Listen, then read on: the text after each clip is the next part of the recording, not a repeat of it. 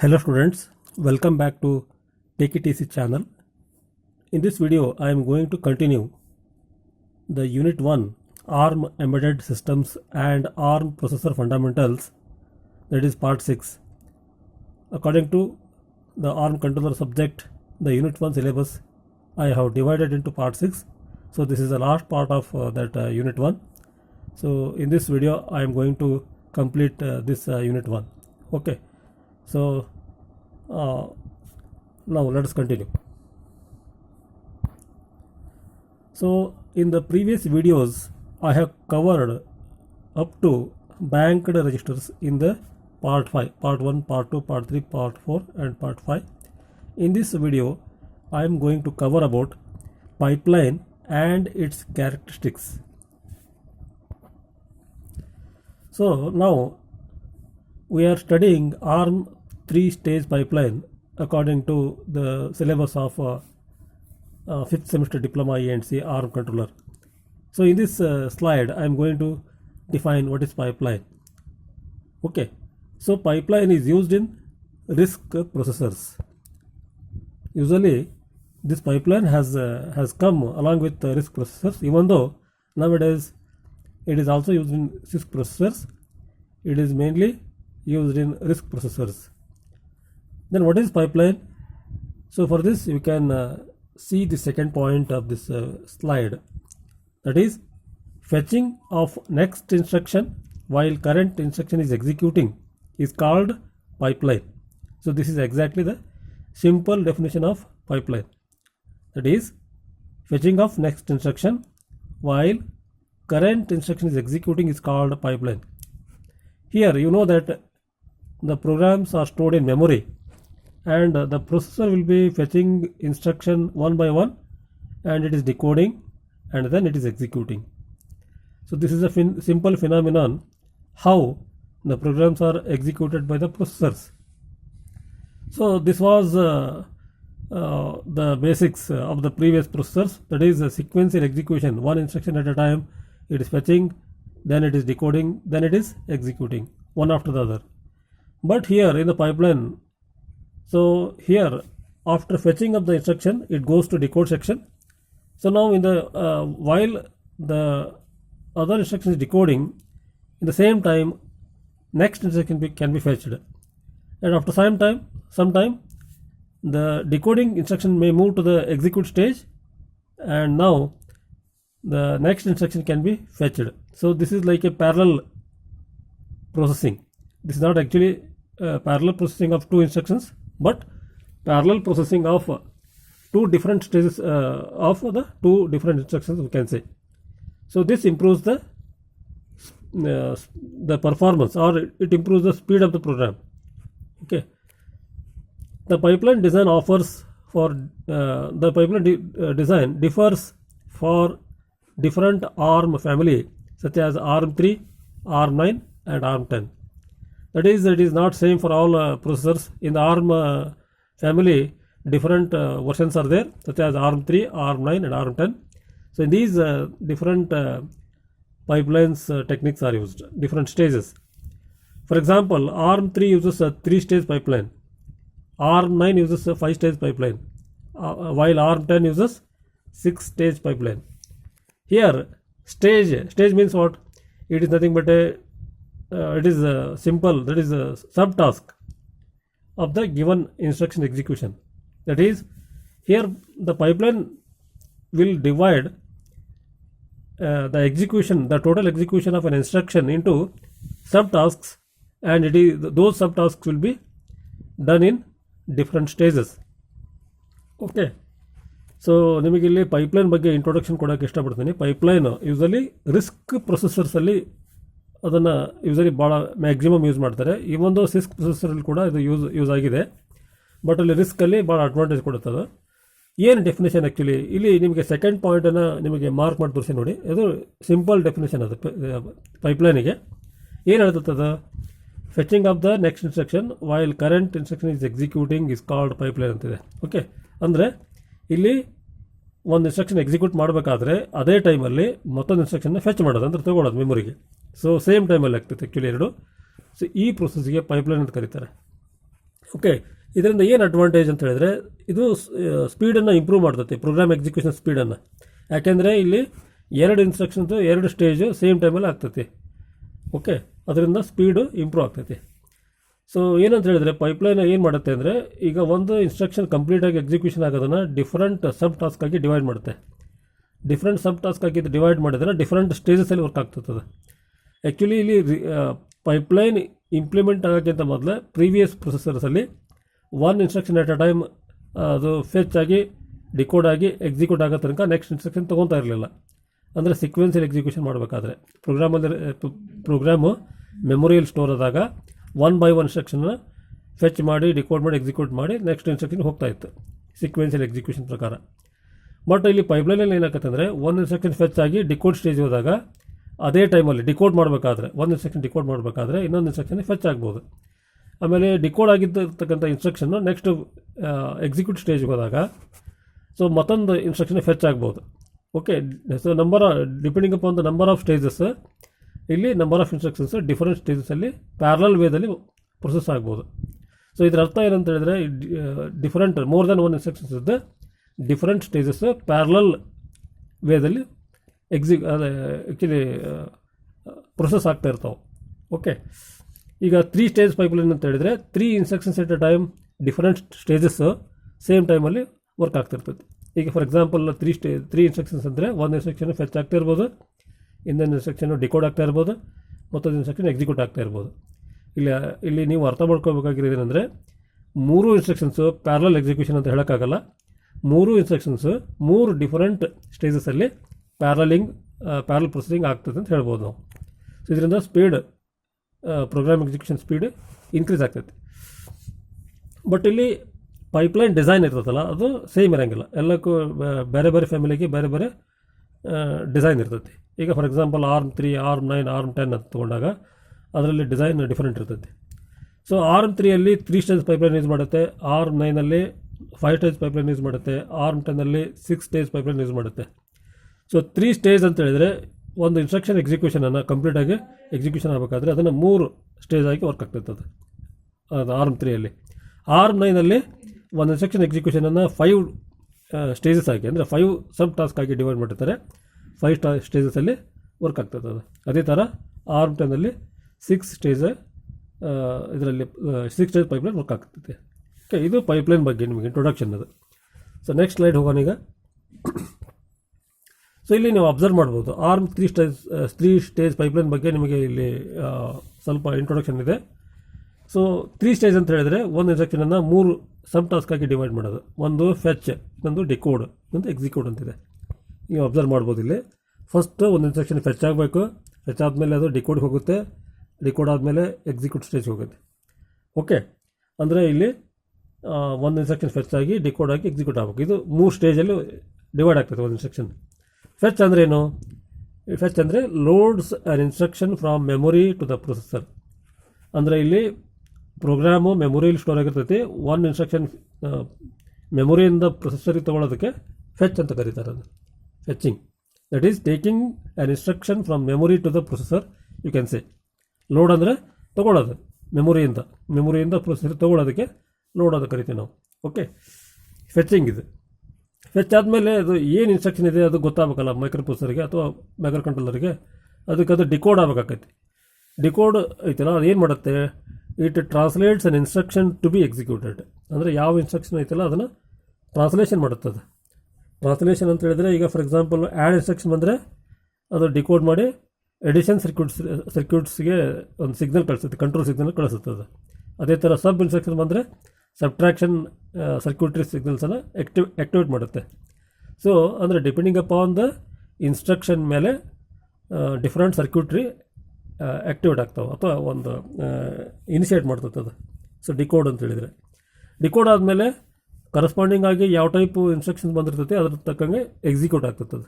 Okay, 3ನೇ ಸ್ಟೇಜಲ್ಲಿ execute stage.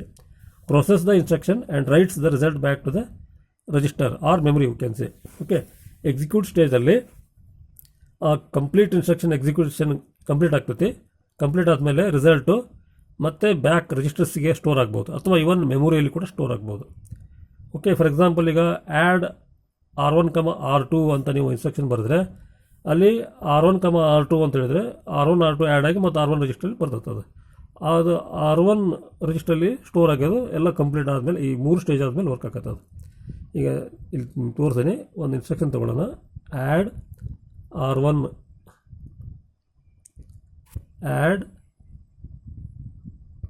R1, R2, R3. ನಾವು ಇಲ್ಲಿ ಆರ್ಮದ್ದು ಇನ್ಸ್ಟ್ರಕ್ಷನ್ ತೊಗೊಳ್ಳೋಣ. ಆ್ಯಡ್ R1, R2, R3 ಅಂತೇಳಿ 3 ಆಪರೆಂಟ್ಸ್ ಬರ್ತೈತಿ.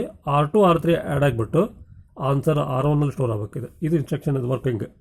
ಓಕೆ, ಸೊ ಇದು R1, R2 ಫಸ್ಟ್ ಏನಾಗಬೇಕಂದ್ರೆ ಈ ಇನ್ಸ್ಟ್ರಕ್ಷನ್ನು ಫೆಚ್ ಆಗಬೇಕಿದು. ದಿಸ್ ಇನ್ಸ್ಟ್ರಕ್ಷನ್ ಮೆಮೊರಿಯಲ್ಲಿ ಸ್ಟೋರ್ ಆಗಿರ್ತೈತಿ ಪ್ರೋಗ್ರಾಮಿಂಗ್ ಮುಖಾಂತರ. ಈ ಇನ್ಸ್ಟ್ರಕ್ಷನ್ ಫೆಚ್ ಆಗುತ್ತೆ. ಫೆಚ್ ಆದಮೇಲೆ ಡಿಕೋಡ್ ಆಗ್ತೈತಿ. ನೆಕ್ಸ್ಟ್ ಡಿಕೋಡ್ ಆದಮೇಲೆ ಎಕ್ಸಿಕ್ಯೂಷನ್ ಆಗ್ತೈತಿ. ಇದು ಎಕ್ಸಿಕ್ಯೂಷನ್ ಆದಮೇಲೆ ರಿಸಲ್ಟ್ ಬ್ಯಾಕ್ ಮತ್ತು ಇಲ್ಲಿ R2ದಲ್ಲಿ R1ನಲ್ಲಿ ಸ್ಟೋರ್ ಆಗಬೇಕಿದೆ. ಓಕೆ, ಸೊ ಇದು ಈ ಥರ ಎಕ್ಸಿಕ್ಯೂಟ್ ಆಗ್ತೈತಿ. ಸೊ 3 ಸ್ಟೇಜಲ್ಲಿ. ಬಟ್ ಇಲ್ಲಿ ಆ್ಯಕ್ಚುಲಿ ಹೆಂಗೆ ವರ್ಕ್ ಆಗೈತಿ, ನೆಕ್ಸ್ಟ್ ಆ್ಯಕ್ಚುಯಲ್ ವರ್ಕಿಂಗ್ ಏನು ಅಂತೇಳಿ ನೆಕ್ಸ್ಟ್ ಸ್ಲೈಡಲ್ಲಿ ತೋರಿಸ್ತೀನಿ ನಿಮಗೆ.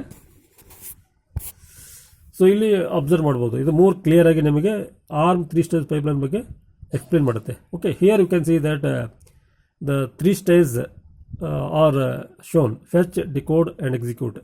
ಓಕೆ, ಸೊ ಇಲ್ಲಿ ಫಸ್ಟ್ ಸೈಕಲಲ್ಲಿ ಆ್ಯಡ್ ಇನ್ಸ್ಟ್ರಕ್ಷನ್ ಫೆಚ್ ಆಗಿದೆ ಅಂತ ನಾವು ಅಸ್ಯೂಮ್ ಮಾಡ್ಕೊಳ್ಳೋಣ. ಒಂದು ಎಕ್ಸಾಂಪಲಲ್ಲಿ add instruction is fetched in the first cycle, ಅಂದರೆ ಇನಿಷಿಯಲ್ಲಿ ಸ್ಟಾರ್ಟಿಂಗ್ ಸ್ಟೇಜಲ್ಲಿ ಅಂತ ತಿಳ್ಕೊಬೋದು ನೀವು. ಸೊ ಇದಾದಮೇಲೆ ಏನಾಕೈತಿ, ಸ್ವಲ್ಪ ಹೊತ್ತಾದಮೇಲೆ ಇದು ಡಿಕೋಡ್ ಸ್ಟೇಜ್ ಹೋಗುತ್ತದೆ. ಆ್ಯಡ್ ಸ್ವಲ್ಪ ಆಫ್ಟರ್ ಸಮ್ ಟೈಮ್. ಓಕೆ, ಈಗ ಫಾರ್ ಎಕ್ಸಾಂಪಲ್ ಇಂದ ಫ್ರ್ಯಾಕ್ಷನ್ ಆಫ್ ಸೆಕೆಂಡ್ ಅಂತ ಹೇಳ್ಬೋದು. ಇವನ್ ಮೈಕ್ರೋ ಸೆಕೆಂಡ್ಸಲ್ಲಿ ಆಗುತ್ತೆ, ನಮ್ಗೆ ಗೊತ್ತಾಗಲ್ಲ ಅದು. ಫೆಚ್ ಆದಮೇಲೆ ಸ್ವಲ್ಪ ಹೊತ್ತಾದಮೇಲೆ ಸೆಕೆಂಡ್ ಸೈಕಲಲ್ಲಿ ಇದು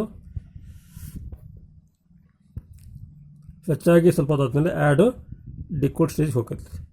ಓಕೆ, ಸೊ ಇದು ಸೆಕೆಂಡ್ ಸೈಕಲಲ್ಲಿ ಆಗೋದು. ಬಟ್ ಇಲ್ಲಿ ಡಿಕೋಡ್ ಸ್ಟೇಜಿಗೆ ಹೋದಾಗ ಆ್ಯಡು ಫೆಚ್ ಸ್ಟೇಜ್ ಇದು ಆ್ಯಕ್ಚುಲಿ ಎಂಟಿ ಅಂದರೆ ಐಡಲ್ ಇರ್ತೈತಿ.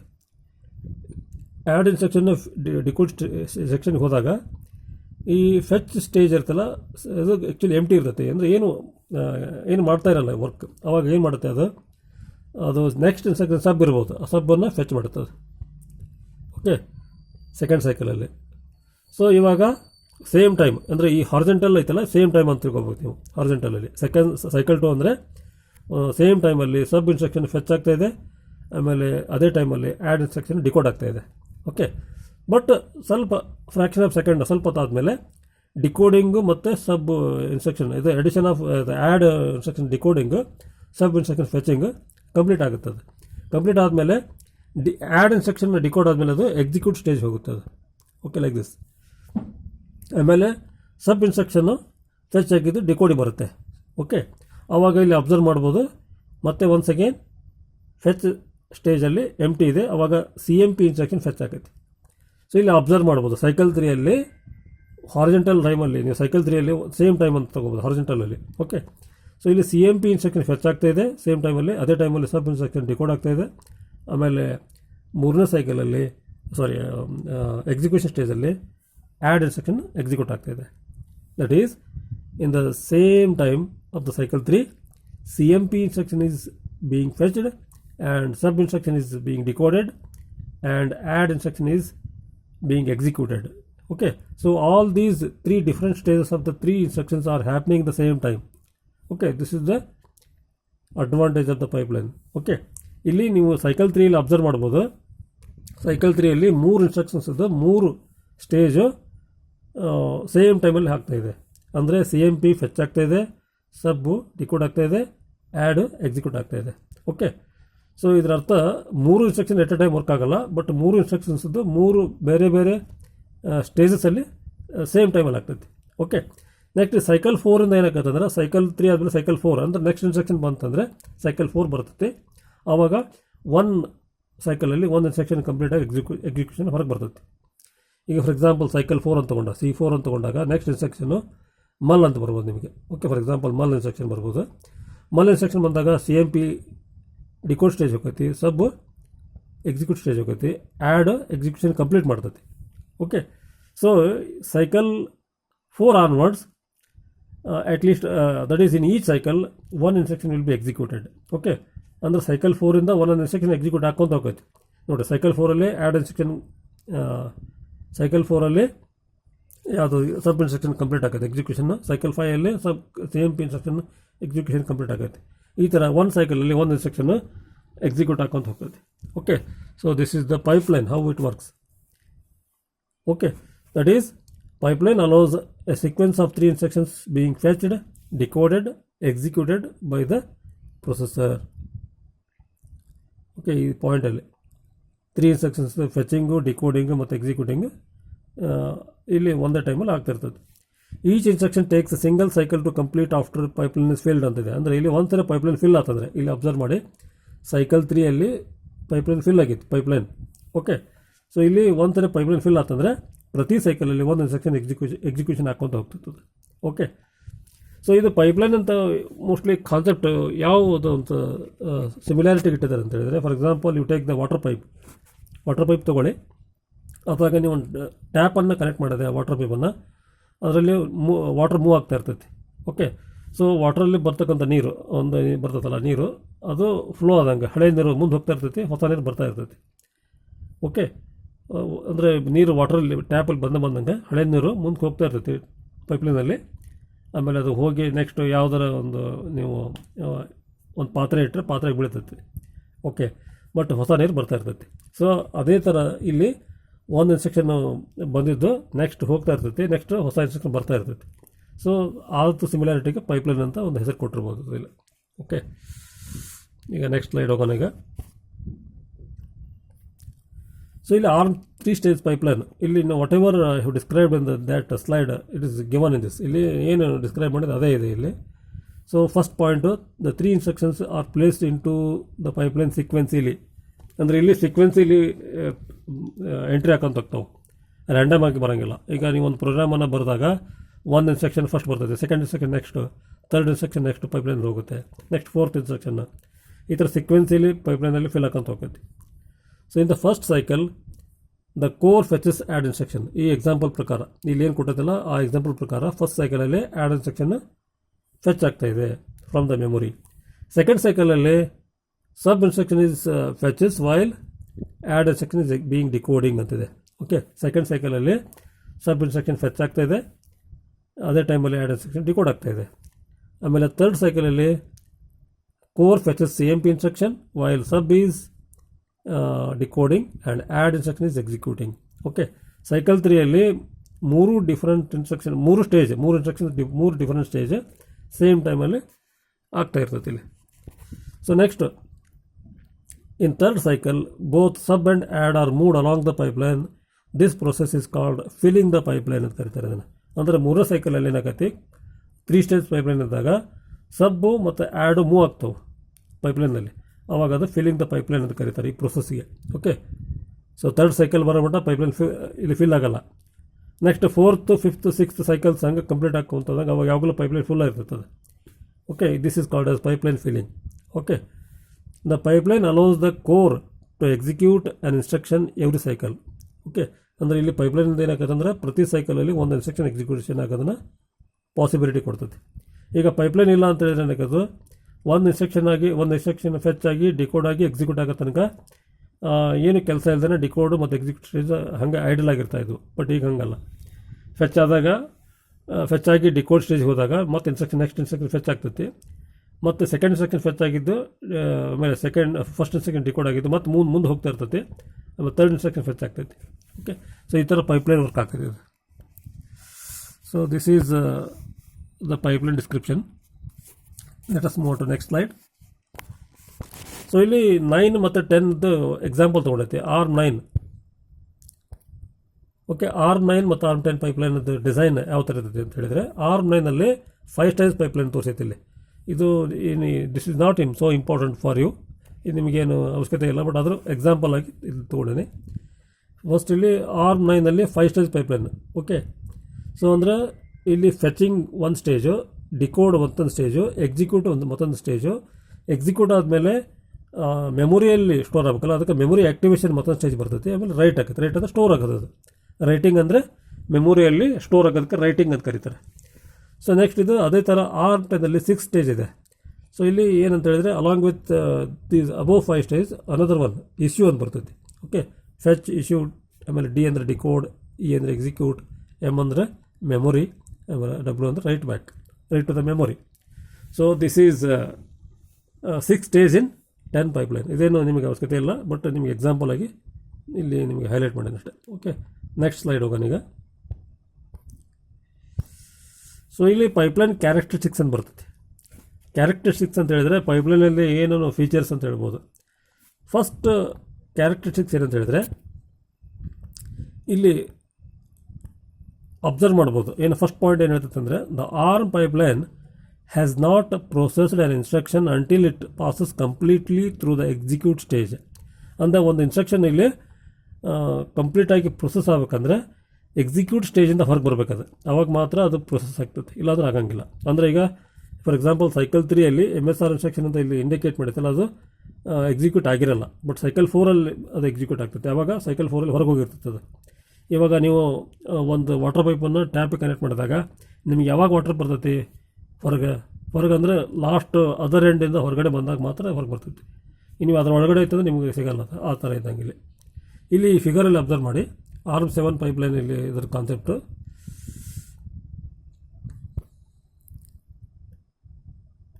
Okay, arm 7 pipeline has executed an instruction only when the 4th instruction is fetched ಅಂತಿದೆ. ಓಕೆ, ಸೊ ಇಲ್ಲಿ 4th ಇನ್ಸ್ಟ್ರಕ್ಷನ್ ಫೆಚ್ ಆದಮೇಲೆ ಮೊದಲನೇ ಇನ್ಸ್ಟ್ರಕ್ಷನ್ನು ಎಕ್ಸಿಕ್ಯೂಷನನ್ನು ಕಂಪ್ಲೀಟ್ ಮಾಡ್ತೈತಿ ಅಂತ ಹೇಳಿದೆ. ಓಕೆ, ಸೊ ಈ ಎಕ್ಸಾಂಪಲಲ್ಲಿ ಅಬ್ಸರ್ವ್ ಮಾಡ್ಬೋದು. ಇಲ್ಲಿ MSR ಇನ್ಸ್ಟ್ರಕ್ಷನ್ ಫಸ್ಟಿಗೆ ಫೆಚ್ ಆಗ್ತೈತಿ, ಬಟ್ ಅದು ಕಂಪ್ಲೀಟ್ ಎಕ್ಸಿಕ್ಯೂಷನ್ ಮುಗಿಯೋದು ಯಾವಾಗ ಅಂದರೆ ಸೈಕಲ್ 4ಅಲ್ಲಿ ಯಾವಾಗ ಸಬ್ ಇನ್ಸ್ಟ್ರಕ್ಷನ್ ಫೆಚ್ ಆಗೈತಿ ಆವಾಗ ಅದು MSR ಇನ್ಸ್ಟ್ರಕ್ಷನ್ನು ಕಂಪ್ಲೀಟ್ ಆಗೈತಿ. ಎಕ್ಸಿಕ್ಯೂಷನ್ ಕಂಪ್ಲೀಟ್ ಆಗಿ ಅದ್ರ ಟಾಸ್ಕನ್ನು ಮಾಡ್ತೈತಿ. MSRದು ಬಿಗಿನಿಂಗಲ್ಲಿ ನೋಡ್ಬೋದು ಇಲ್ಲಿ ನೀವು ಸೈಕಲ್ 1ಅಲ್ಲಿ MSRದು ಎಕ್ಸಿಕ್ಯೂಷನ್ ಆಗೋಕ್ಕಿಂತ ಮೊದಲು CPSR ಕಂಡೀಷನ್ ತೋರಿಸಿತ್ತು ಇಲ್ಲಿ. ಓಕೆ, CPSR ಕಂಡೀಷನ್ ಇದು. CPSR ಕಂಡೀಷನ್ ಎಲ್ಲ ಇಲ್ಲಿ ಏನಂತ ತೋರಿಸಿತ್ತು ಅಂದರೆ IFT_SVC ಅಂತ ಬರೆದಾರೆ. ಸೊ ಕ್ಯಾಪಿಟಲ್ ಲೆಟರ್ಸ್ ಅದಲ್ಲ, ಅದು =1, I=1, F=1 ಅಂತೇಳಿ. ಸೊ ಇದು ಇಂಟ್ರಪ್ಟ್, IRQ ಇಂಟ್ರಪ್ಟು ಮತ್ತು F ಅಂದರೆ FIQ interrupt. So they are 1 ಅಂದರೆ ಈಗ ಇಲ್ಲಿ ಡಿಸೇಬಲ್ ಆಗ್ಯಾವ ಇಂಟ್ರಪ್ಟ್, 2 ಇಂಟ್ರಪ್ಟು. ಆಮೇಲೆ T ಸ್ಮಾಲ್ ಇದೆ ಅಂದರೆ T=0 ಅಂತ ತಗೋಬೋದು. ಇದು ಆರ್ಮ್ ಸ್ಟೇಟಲ್ಲಿ ಬರ್ತೈತಿ. SVC ಅಂದರೆ ಸೂಪರ್ವೈಸರ್ ಮೋಡಲ್ಲಿದೆ. ಸೊ ಇಲ್ಲಿ MSR ಇನ್ಸ್ಟ್ರಕ್ಷನ್ ಮುಖಾಂತರ ಏನು ಮಾಡ್ತಾರೆ ಅಂದರೆ ಇಲ್ಲಿ ಅಬ್ಸರ್ವ್ ಮಾಡ್ಬೋದು. ಈಗ ನಾನು ಏನೇ ಮಾರ್ಕ್ ಮಾಡೀನಿ CPSR ಕಂಡೀಷನನ್ನು ಫೆಚ್ ಆದಮೇಲೆ ಆಮೇಲೆ ಇಲ್ಲಿ ಎಕ್ಸಿಕ್ಯೂಟ್ ಆದಮೇಲೆ ಎರಡಕ್ಕೂ ಕಂಪೇರ್ ಮಾಡಿದರೆ ಇಲ್ಲಿ ಸ್ಮಾಲ್ I ಬರ್ತದೆ, ಇಲ್ಲಿ ಕ್ಯಾಪಿಟಲ್ I ಇದೆ ಇಲ್ಲಿ CPSRದ್ದು. ನೀವು ಸ್ವಲ್ಪ ಕೇರ್ಫುಲ್ಲಾಗಿ ಅಬ್ಸರ್ವ್ ಮಾಡಬೇಕು. ಸೊ ಇಲ್ಲಿ ಕ್ಯಾಪಿಟಲ್ I ಇದೆ, ಇಲ್ಲಿ ಸ್ಮಾಲ್ I ಇದೆ, ಉಳಿದೆಲ್ಲ ರಿಮೈನಿಂಗ್ ಥಿಂಗ್ ಸೇಮ್ ಇದೆ. ಸೊ ಸ್ಮಾಲ್ I ಅಂತ ಏನು I=0 ಅಂದರೆ IRQ ರಿಲೇಟೆಡ್ ಫ್ಲ್ಯಾಗ್ ಇರುತ್ತಲ್ಲ ಅದನ್ನು 0 ಮಾಡ್ತದೆ. ಅಲ್ಲಿ 0 ಮಾಡೋದ್ರಿಂದ ಈಗ IRQ ಇಂಟ್ರಪ್ಟ್ಸನ್ನು ಅದು ಎನೇಬಲ್ ಮಾಡ್ದಂಗೆ ಆಯಿತು. ಅಂದರೆ ಇನ್ನು IRQ ಇಂಟ್ರಪ್ಟ್ ಬಂದರೆ ಅದು ಅಲೋ ಮಾಡುತ್ತೆ ಪ್ರೊಸೆಸರ್. ಓಕೆ, ಎನೇಬಲ್ ಆಯಿತು ಅಂದರೆ ಅನ್ಮಾಸ್ಕಿಂಗ್ ಆಯಿತು. ಪ್ರೀವಿಯಸ್ ಆಗಿ ಮಾಸ್ಕಿಂಗ್ ಇತ್ತು, ಈಗ ಅನ್ಮಾಸ್ಕಿಂಗ್ ಆಯ್ತದೆ.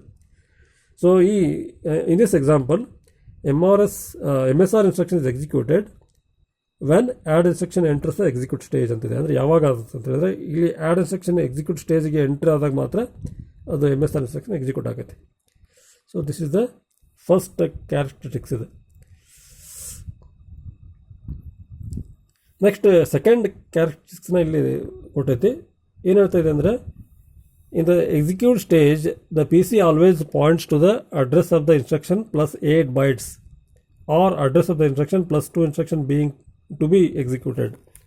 ಅಂದರೆ ಇಲ್ಲಿ ಒಂದು ಸ್ಯಾಂಪಲ್ ಪ್ರೋಗ್ರಾಮನ್ನು ತೋರಿಸಿ ಇಲ್ಲಿ ಒಂದು ಫಿಗರಲ್ಲಿ ಅಬ್ಸರ್ವ್ ಮಾಡ್ಬೋದು. ಸೊ ಏನು ಹೇಳ್ತಾರೆ ಅಂತ ಹೇಳಿದರೆ ಇಲ್ಲಿ PC ಯಾವಾಗಲೂ ಅಂದರೆ ಎಕ್ಸಿಕ್ಯೂಟ್ ಆಗಬೇಕಾದ್ರೆ ಎಕ್ಸಿಕ್ಯೂಟ್ ಸ್ಟೇಜಲ್ಲಿ PC ಯಾವಾಗಲೂ PC +8 ಇರ್ತೈತೆ ಅಂತ ವ್ಯಾಲ್ಯೂ ಎಕ್ಸಿಕ್ಯೂಟ್ ಸ್ಟೇಜಲ್ಲಿ. ಓಕೆ, ಸೊ ಇಲ್ಲಿ ಅಬ್ಸರ್ವ್ ಮಾಡ್ಬೋದು. ಫಸ್ಟ್ ಇನ್ಸ್ಟ್ರಕ್ಷನ್ ಒಂದು ಮೆಮೊರಿ ಸೆಗ್ಮೆಂಟ್ ಅಂದರೆ ಒಂದು ಪ್ರೋಗ್ರಾಮ್ ಸೆಗ್ಮೆಂಟ್ ಅಂತ ತೊಗೊಂಡೈತಿ. LDR first instruction LDR PC, ಬ್ರ್ಯಾಕೆಟಲ್ಲಿ ಸ್ಕ್ವೇರ್ ಬ್ರ್ಯಾಕೆಟಲ್ಲಿ PC, #0 ಅಂತ ಇದೆ. ಸೆಕೆಂಡ್ ಇನ್ಸ್ಟ್ರಕ್ಷನ್ ನಾಪ್ ಅಂತ ಇದೆ. ಆಮೇಲೆ ಮೂರನೇ ಇನ್ಸ್ಟ್ರಕ್ಷನ್ DCD ಜಂಪ್ ಅಂತ ಇದೆ, ಜಂಪ್ ಅಡ್ರೆಸ್ ಕೊಟ್ಟಿದ್ದಾರೆ ಇಲ್ಲಿ. ಓಕೆ, ಸೊ ಇಲ್ಲಿ ಫಸ್ಟ್ ಈಗ ಮೂರನೇ ಸೈಕಲಲ್ಲಿ LDR ಇನ್ಸ್ಟ್ರಕ್ಷನ್ ಎಕ್ಸಿಕ್ಯೂಟ್ ಬರ್ತದೆ. ಓಕೆ, ಎಕ್ಸಿಕ್ಯೂಟ್ ಆಗಬೇಕಾದ್ರೆ ಸೊ ಇದೇನಾಗುತ್ತೆ ಅಂದರೆ ಇಲ್ಲಿ DCD ಫೆಚಿಂಗಿಗೆ ಮಾಡ್ತಾ ಇರ್ತೈತೆ. ಆವಾಗ PC ಏನಿರ್ತದೆ ಅಂದರೆ PC +8 ಇರ್ತದೆ. ಎಕ್ಸಿಕ್ಯೂಟ್ ಸ್ಟೇಜಲ್ಲಿ ಇರ್ತಕ್ಕಂಥ PC +8, ಯಾಕಂದರೆ ಇದು ಒಂದೊಂದು ಇನ್ಸ್ಟ್ರಕ್ಷನ್ಗೆ 4 ಲೊಕೇಶನ್ ಬೇಕಿಲ್ಲ, 4 ಲೊಕೇಶನ್ಸ್. ಯಾಕೆಂದರೆ ಆರ್ಮ್ ಸ್ಟೇಟಲ್ಲಿ 32 ಬಿಟ್ ಇನ್ಸ್ಟ್ರಕ್ಷನ್ಸ್ ಎಕ್ಸಿಕ್ಯೂಟ್ ಮಾಡ್ತಾ ಇರ್ತೈತಿ. 32 ಬಿಟ್ ಅಂತ ಹೇಳಿದ್ರೆ 4 ಬೈಟ್ ಆಗ್ತದೆ. 4 ಬೈಟ್ ಅಂದರೆ 4 ಮೆಮೊರಿ ಲೊಕೇಶನ್ಸ್ ಬೇಕು.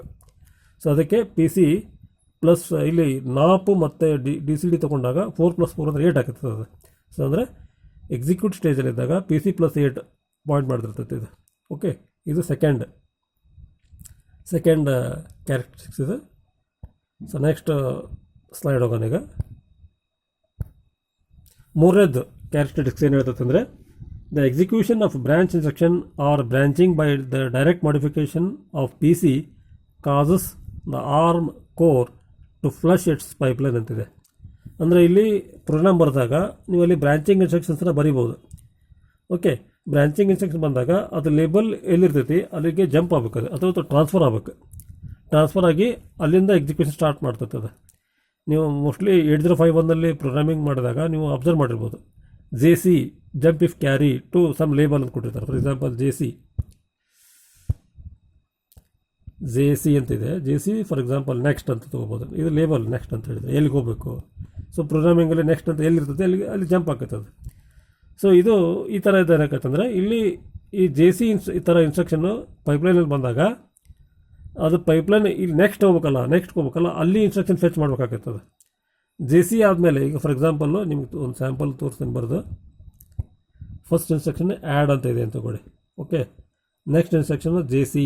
ಇದು ಜಸ್ಟ್ ಸಿಂಪಲ್, ಇದು ಆರ್ಮದಲ್ಲ, ಇದು ನಿಮಗೆ 8051 ರಿಲೇಟೆಡ್ ತೊಗೊಂಡು ಎಕ್ಸಾಂಪಲ್ ಹೇಳಕತ್ತೀನಿ. ಜೆ ಸಿ ನೆಕ್ಸ್ಟ್ ಅಂತ ತೊಗೊಳ್ಳಿ. ನೆಕ್ಸ್ಟ್ ಈ ಜೆ ಸಿ ಇನ್ಸ್ಟ್ರಕ್ಷನ್ ಆದಮೇಲೆ ಸಬ್ ಇನ್ಸ್ಟ್ರಕ್ಷನ್ ಬರ್ಬೋದು ನಿಮಗೆ. ಆಮೇಲೆ ನೆಕ್ಸ್ಟ್ ಇಲ್ಲಿ ಎಲ್ಲೋ ಒಂದು ಕಡೆ ನೆಕ್ಸ್ಟ್ ಹಾಕ್ಬೋದು ಇಲ್ಲಿ. ಓಕೆ, ಅಂದರೆ ಜೆ ಸಿ ನೆಕ್ಸ್ಟ್ ಅಂದರೆ ಇಲ್ಲಿ ಬರಬೇಕದು. ಸೊ ಅವಾಗ ಸಬ್ ಇನ್ಸ್ಟ್ರಕ್ಷನ್ ಸ್ಕಿಪ್ ಆಗ್ತೈತಿ. ಸೊ ಬಟ್ ಇಲ್ಲಿ ಆರ್ಮ್ ವರ್ಕ್ ಆಗಬೇಕು. ಆ್ಯಕ್ಚುಲಿ ಪೈಪ್ಲೈನ್ ಇದ್ದಾಗ ಜೆ ಸಿ ಜೊತೆಗೆ ಸಬ್ ಕೂಡ ಇರ್ತೈತಿ ಹಿಂದೆ. ಓಕೆ, ಸೊ ಏನಾಗ್ತೈತಿ ಪೈಪ್ಲೈನಲ್ಲಿ ಸಬ್ ಇನ್ಸ್ಟ್ರಕ್ಷನ್ ಫೆಚ್ಚಿಂಗ್ ಅಥವಾ ಡಿಕೋಡಿಂಗ್ ಸ್ಟೇಜಲ್ಲಿ ಇರ್ತದೆ ಅದು. ಬಟ್ ಏನಾಗಬೇಕು, ನೆಕ್ಸ್ಟ್ ಸ್ಟೇಜ್ ಇಲ್ಲಿಂದ ಫೆಚ್ ಆಗಿ ಸ್ಟಾರ್ಟ್ ಆಗಬೇಕು ಅದು. ಫಾರ್ ಎಕ್ಸಾಂಪಲ್ ನೆಕ್ಸ್ಟ್ ಏನಾಗುತ್ತೆ, ಮೂರು ಇನ್ಸ್ಟ್ರಕ್ಷನ್ ಇರ್ಬೋದು ಅದು, ಅಥವಾ ಬೇರೆ ಯಾವುದೋ ಇನ್ಸ್ಟ್ರಕ್ಷನ್ ಇರ್ಬೋದು. ಸೊ ಈ ಇನ್ಸ್ಟ್ರಕ್ಷನ್ ಫೆಚ್ ಆಗಬೇಕಾಗೈತಿ. ಅಂದರೆ ಈಗ ಆಲ್ರೆಡಿ ಪೈಪ್ಲೈನಲ್ಲಿರ್ತಕ್ಕಂಥ ಇನ್ಸ್ಟ್ರಕ್ಷನ್ಸನ್ನು ತೆಗೆದಾಕ್ಬಿಡ್ತದೆ ಅದು. ಫ್ಲಶ್ ಮಾಡೋದ್ರೆ ಏನು, it will remove whatever there in the pipeline and it will load the instruction from the targeted label. ಅಂದರೆ ಎಲ್ಲಿಗೆ ಟಾರ್ಗೆಟ್ ಇರ್ತದೆ ಅಲ್ಲಿ ಲೇಬಲಿಂದ ಕಾಪಿ ಮಾಡ್ತಿರ್ತದೆ. ಓಕೆ, ಸೊ ಇದು ಥರ್ಡ್ ಪ್ರಾಪರ್ಟಿ. ನೆಕ್ಸ್ಟ್ ಫೋರ್ತ್ ಏನಂತ ಹೇಳ್ತಂದ್ರೆ ARM10 uses branch prediction logic which reduces the effect of pipeline flush. Okay, by predicting possible branches and loading the new branch addresses before execution of the instruction ಅಂತಿದೆ. ಅಂದರೆ ಇಲ್ಲಿ ಏನಾಗುತ್ತೆ ಅಂದರೆ ಇಲ್ಲಿ ಮೂರನೇ features ಪ್ರಕಾರ ಒಂದ್ಸರಿ ಬ್ರಾಂಚಿಂಗ್ ಇನ್ಸ್ಟ್ರಕ್ಷನ್ ಬಂತಂದರೆ ಎಲ್ಲಿಗೆ ಅದು ಬ್ರಾಂಚ್ ಆಗಬೇಕಲ್ಲ ಅಥವಾ ಎಲ್ಲಿಗೆ ಅದು ಟ್ರಾನ್ಸ್ಫರ್ ಆಗಬೇಕಲ್ಲ ಕಂಟ್ರೋಲ್, ಅಲ್ಲಿಂದ ಇನ್ಸ್ಟ್ರಕ್ಷನ್ ಫೆಚ್ ಮಾಡಬೇಕಾಗೈತಿ. ಅದಕ್ಕೆ ಹಳೆ ಇನ್ಸ್ಟ್ರಕ್ಷನ್ಸನ್ನು ಪೈಪ್ಲೈನ್ ಇರ್ತಕ್ಕಂಥ ಹಳೆ ಇನ್ಸ್ಟ್ರಕ್ಷನ್ಸನ್ನು ರಿಮೂವ್ ಮಾಡಿಬಿಡ್ತದೆ ಫ್ಲಶ್ ಅಂತ ಹೇಳಿದರೆ. ಓಕೆ, ಸೊ ಇದು ಒಂಥರ ಡ್ರಾಬ್ಯಾಕ್ ಇದ್ದಂಗೆ, ಪೈಪ್ಲೈನ್ ಡ್ರಾಬ್ಯಾಕ್ ಆ್ಯಕ್ಚುಲಿ ಇದೆ. ಸೊ ಅದಕ್ಕೆ ಇಲ್ಲಿ ARM10 ಇದು ARM7 ಇದೆ ಆ್ಯಕ್ಚುಲಿ. ಇದು ARM10 ಏನು ಮಾಡ್ತೈತೆ ಅಂದರೆ ಬ್ರಾಂಚ್ ಪ್ರಿಡಿಕ್ಷನ್ ಅಂತ ಒಂದು ಸ್ಪೆಷಲ್ ಹಾರ್ಡ್ವೇರ್ ಯೂಸ್ ಮಾಡ್ತಾರೆ. ಅಲ್ಲಿ ಏನು ಮಾಡ್ತದೆ ಅಂದರೆ ಅದು it will predict the branch. ಅಂದರೆ ಯಾವಾಗ ಬ್ರಾಂಚ್ ಬರ್ತದೆ ಮೊದಲೇ ಪ್ರಿಡಿಕ್ಟ್ ಮಾಡ್ಕೊಂಡೈತಿ. ಇದರಿಂದ ಏನಾಗುತ್ತೆ ಅಂದರೆ ಪೈಪ್ಲೈನ್ ಫ್ಲಶನ್ನು ಅವಾಯ್ಡ್ ಮಾಡ್ತದೆ ಇದು ARM10. ಓಕೆ, ಸೊ ಇದು ARM7 ಡ್ರಾಬ್ಯಾಕನ್ನು ಇಲ್ಲಿ ಓವರ್ಕಮ್ ಮಾಡ್ದಂಗೆ ಆಯ್ತದೆ. ನೆಕ್ಸ್ಟ್ ಲಾಸ್ಟ್ ಫೀಚರ್ಸನ್ನು ನೋಡೋಣ. ಇಲ್ಲಿ fifth characteristics of the pipeline ಏನಂತ ಹೇಳಿದ್ರೆ an instruction in the execute stage will complete even though an interrupt has been raised. Other instruction in the pipeline will be abandoned and the processor will start filling the pipeline from the appropriate entry in the vector table ಅಂತಿದೆ. ಅಂದರೆ ಇಲ್ಲಿ ಏನು ಹೇಳ್ತದೆ ಅಂತ ಹೇಳಿದ್ರೆ ಈ ಪಾಯಿಂಟಲ್ಲಿ ಈ characteristics ಪ್ರಕಾರ ಏನು ಹೇಳ್ತದೆ ಅಂದರೆ ಒಂದು ಇನ್ಸ್ಟ್ರಕ್ಷನ್ ಎಕ್ಸಿಕ್ಯೂಟ್ ಸ್ಟೇಜಲ್ಲಿದ್ದಾಗ ಅದು ಕಂಪ್ಲೀಟಾಗಿ ಎಕ್ಸಿಕ್ಯೂಷನ್ ಆಗಿ ಮುಗಿಯೋ ತನಕನೂ ಆ ಟೈಮಲ್ಲಿ ಬೇರೆ ಯಾವುದರ ಇಂಟ್ರಪ್ಟ್ ಬಂತಂದರೆ ಅದನ್ನು ಅದು ಅಟೆಂಡ್ ಮಾಡೋಂಗಿಲ್ಲ. ಓಕೆ, ಅದು ಎಕ್ಸಿಕ್ಯೂಷನ್ ಆಗಿ ಕಂಪ್ಲೀಟ್ ಆದಮೇಲೆ ಆವಾಗ ಇಂಟ್ರಪ್ಟನ್ನು ಅಟೆಂಡ್ ಮಾಡ್ತೈತಿ. ಇಂಟ್ರಪ್ಟನ್ನು ಅಟೆಂಡ್ ಮಾಡಿ ಆ ಇಂಟ್ರಪ್ಟ್ ವೆಕ್ಟರ್ ಟೇಬಲ್ ಹೋಗಿ ಅಲ್ಲಿಂದ ಅದು ಇನ್ಸ್ಟ್ರಕ್ಷನ್ಸನ್ನು ಫಿಲ್ ಮಾಡೋಕ್ಕೆ ಸ್ಟಾರ್ಟ್ ಮಾಡ್ತೈತೆ ಪೈಪ್ಲೈನಿಗೆ. ಓಕೆ, ಸೊ ಅಂದರೆ ಒಂದು ಸರಿ ಎಕ್ಸಿಕ್ಯೂಟ್ ಸ್ಟೇಜಲ್ಲಿ ವರ್ಕ್ ಆಗಬೇಕಾದ್ರೆ ಯಾವುದೋ ಒಂದು ಇನ್ಸ್ಟ್ರಕ್ಷನ್ ಎಕ್ಸಿಕ್ಯೂಟ್ ಸ್ಟೇಜಲ್ಲಿ ಪ್ರೊಸೆಸಲ್ಲಿ ಇದ್ದರೆ ಮಿಡ್ಲಲ್ಲಿ ಯಾವುದಾರ ಇಂಟ್ರಪ್ಟ್ ಬಂದರೆ ಅದು ಅಲ್ಲಿಗೆ ಸ್ಟಾಪ್ ಮಾಡೋಂಗಿಲ್ಲ. ಅದು ಎಕ್ಸಿಕ್ಯೂಷನನ್ನು ಕಂಪ್ಲೀಟ್ ಮಾಡ್ತೈತಿ. ಕಂಪ್ಲೀಟ್ ಆದಮೇಲೆ ನೆಕ್ಸ್ಟು ಅದ್ರದ್ದು ಇಂಟ್ರಪ್ಟ್ ಯಾವ್ದು ಬಂದೈತಿ ಅದಕ್ಕೆ ರಿಲೇಟೆಡ್ ಆಗಿರ್ತಕ್ಕಂಥ ವೆಕ್ಟರ್ ಟೇಬಲ್ ಮುಖಾಂತರ ಅಡ್ರೆಸ್ಸನ್ನು ತೊಗೊಂಡು ಅಲ್ಲಿಂದ ಇನ್ಸ್ಟ್ರಕ್ಷನ್ಸನ್ನು ಫೆಚ್ ಮಾಡಿ ಪೈಪ್ಲೈನ್ ಹಾಕ್ತೈತಿ. Start filling the pipeline from the appropriate entry in the vector table. Okay, so ಇದು ಫಿಫ್ತ್ ಕ್ಯಾರೆಕ್ಟರಿಸ್ಟಿಕ್ಸ್ ಇದೆ. Okay, so this is all about pipeline characteristics ಇದೆ. So I think I have covered the pipeline concept. So this is very basic ಇದೆ. I hope all of you have followed what I have described. But if you want some more, then I will try to make a new video with some more concept in the coming days. So if you liked this video, please subscribe this my channel Take It Easy. Press the like button and share this video with your friends, and write any comments. Okay, write any comments regarding the video. Okay, and you can press the bell icon to get a notification of my new videos. ಇಲ್ಲಿ ವಿಡಿಯೋಸನ್ನು ಆದಷ್ಟು ಸಾಧ್ಯ ಇದ್ದಷ್ಟು try ಮಾಡಿದ್ದೀನಿ pipeline ಕಾನ್ಸೆಪ್ಟನ್ನು understand ಮಾಡೋಕ್ಕೋಸ್ಕರ. But ನಿಮಗೆ ಮತ್ತೆ ಏನಾದ್ರು ಇನ್ನೂ ಫರ್ದರ್ ಕ್ಲಾರಿಫಿಕೇಷನ್ ಬಂತಂದರೆ ಬೇಕಂದರೆ ನೋಡೋಣ, ನೆಕ್ಸ್ಟ್ ಬೇರೆ ವೀಡಿಯೋಸಲ್ಲಿ ಇದನ್ನು ಎಕ್ಸ್ಪ್ಲೇನ್ ಮಾಡೋಕ್ಕೆ ಟ್ರೈ ಮಾಡ್ತೀನಿ. ಸೊ ನಿಮಗಿದು ಈ ವಿಡಿಯೋ ಲೈಕ್ ಆಗಿತ್ತು ಅಂದರೆ ಸಬ್ಸ್ಕ್ರೈಬ್ ಮಾಡಿ, ನಿಮ್ಮ ಫ್ರೆಂಡ್ಸ್ಗೆ ಶೇರ್ ಮಾಡಿ, ಲೈಕ್ ಬಟನ್ ಪ್ರೆಸ್ ಮಾಡಿ, ಆಮೇಲೆ ಬೆಲ್ ಐಕನ್ ಪ್ರೆಸ್ ಮಾಡಿದರೆ ನಿಮಗೆ ಹೊಸದು ಏನಾರ ವಿಡಿಯೋ ನಾನು ಅಪ್ಲೋಡ್ ಮಾಡಿದಾಗ ನಿಮಗೆ ಅದು ನೋಟಿಫಿಕೇಷನ್ ಬರುತ್ತೆ. Okay, so thank you for watching the video. I will stop this video now. Okay, thank you.